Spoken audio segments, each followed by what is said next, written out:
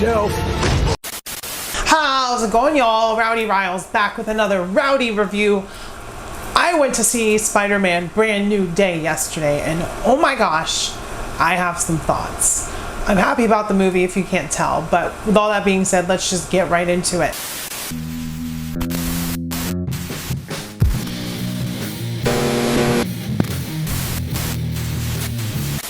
The first thing I want to say is that the cast is phenomenal. Tom Holland, Zendaya, Jacob Batalon, Jon Bernthal, Mark Ruffalo, Sadie Sink, Florence Pugh. We got a lot of heavy hitters in this movie, and everyone got a little bit of time to shine, some more than others. We're going to talk about spoilers as well. There's going to be light spoilers for the movie, thematics, minor plot details and all that stuff, but the cast was fantastic. Tom Holland has been my favorite Spider-Man since he entered the MCU, and this movie really proves why. He has this sense for Peter Parker. He knows exactly how Peter Parker would react, and you see that a lot in this movie because he's reacting to loss, he's reacting to grief, he's reacting to the depression that comes with being alone, and he's kind of withdrawn. He's kind of only been Spider-Man the last 4 years because there's a 4-year time jump and set in 2028.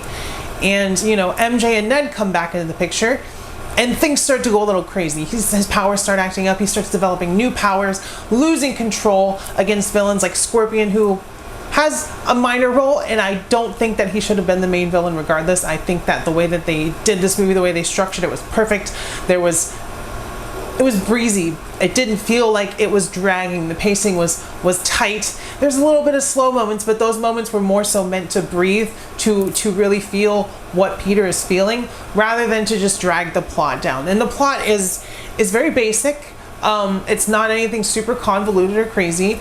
Peter is dealing with these changes, and he wants to find a way to stop these changes. And in doing so, he sets up some future events in the MCU that, if you're a comic book fan, you'll probably be concerned about. Inhibitor chips are involved, mutants are involved, because Sadie Sink is, spoilers, like I said, playing Jean Grey in this movie. The first appearance of an X-Men mutant, even though X-Men isn't around yet, at least as far as we know, in the MCU proper. We know Kamala Khan is a mutant from Ms. Marvel, but yeah, Jean is the first heavy-hitting mutant from X-Men that we're seeing in the MCU, and Sadie Sink does a great job. Her and Peter have this similarity to their circumstance. They both have loss, they both have sorrow, they're both missing someone. And this is what makes Spider-Man Spider-Man, right? It's what he does with those feelings, it's what he does with those emotions. And like I said, this movie really understands how Peter Parker / Spider-Man works. He doesn't use those emotions to make excuses, he just tries to do his best, no matter what. He's brought crime down in the city. He's really not taking time to be Peter Parker because nobody knows who Peter Parker is after the events of No Way Home. So it's a really emotionally tight story. It's not emo, it is emotional, if you can kind of distinguish the difference. Like, it's not like Spider-Man 3 where Peter's lashing out. This is his abilities, and he doesn't want to give into it. He wants to stop it from happening, which is, once again, a thing that they really get right when it comes to Peter. He doesn't want to lose control of his abilities and hurt somebody.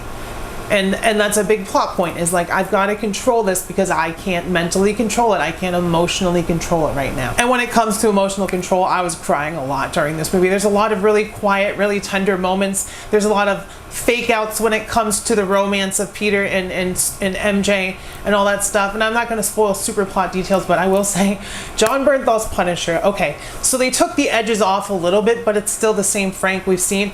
But he knows Spider-Man. They've interacted. They keep bringing up Staten Island like it's something. In Punisher, Frank, he kind of has this like almost fatherly energy when it comes to dealing with Peter. He's like, oh, I hate this kid, but you can tell that he likes him. You can tell he likes his gumption, that he's not taking no crap, and he kind of tells Frank, just stay out of my way, dude. And they do end up crossing paths. So Frank is kind of like the secondary main character in this movie as far as the plot, along with MJ, of course. And then Ned is in there. Jacob Batalon, great comedic relief, great sense of wonder when it comes to Spider-Man, because they've interacted all these times. They just don't remember who Spider-Man is. All of those personal moments were taken away from them, and that is touched on between MJ and Peter. I don't want to spoil it. It was one of the most heartbreaking and tender emotional moments in the movie.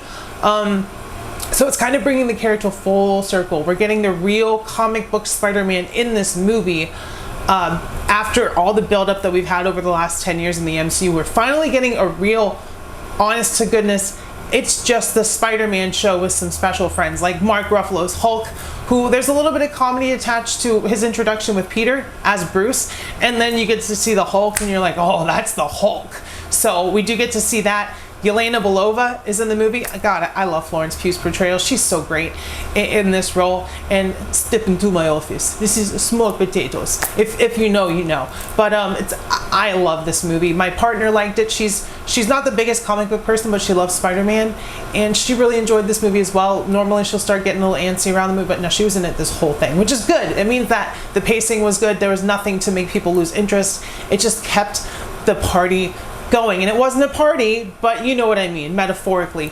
Just such a great movie. I love Tom Holland in this role.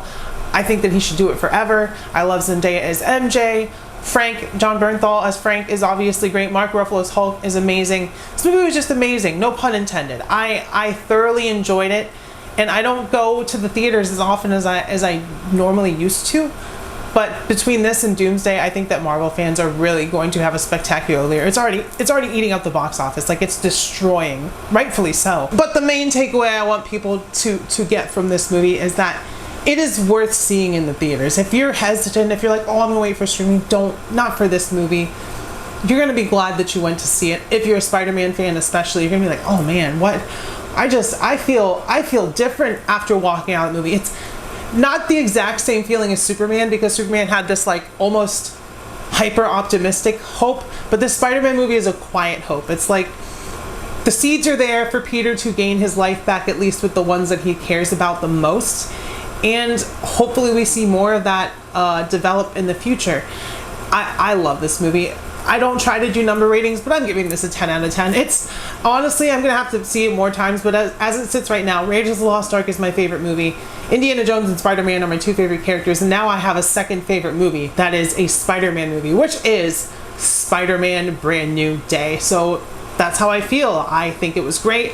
I don't want to like spoil too much, but I really think that if you're on the fence about seeing it in theaters, please just do yourself a favor and go see it. But if you have seen it, let me know in the comments if you agree or disagree, who your favorite Spider-Man, how your day is going. Just say, hey, check out r/Figure Fanatics. We've hit over 1,000 members on the subreddit, which is awesome. And it's not a subreddit about me, it's a subreddit about action figures, because it's not about me. This community is about everyone and everyone's opinions, except for those ones that are on the one super far side, and you're just like, y'all are crazy and you need to stop, because you're just making it worse for yourselves. But I digress. Spider-Man or whoever would be like, shut up.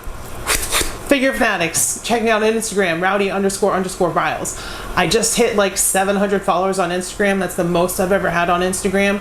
So if you're not following me there and you enjoy my content, make sure you go follow me. I post some freaking sweet memes. They're really funny. Toot my own horn. And there's some fun photography on there as well. So check that out. You're in for a good time. Keep your head up, stay brave, be kind to local LGBTQ plus community. If you're protesting, be extra super duper safe. I love y'all. I'll see you next time, and bye-bye.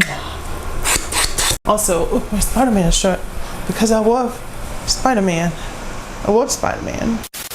The Spidey Tracker app says that Spider-Man is in the direct vicinity. Oh yeah? No way, that's crazy. Return to Mythical Walmart end cap. Morty, you're still watching this crap, isn't this? To review figures and toys and stuff, aren't you a little old for toys? Geez, Rick, you know, I don't think you should call her a bitch, and I kinda like her videos, so maybe you should shut the up. Q, Morty. Q.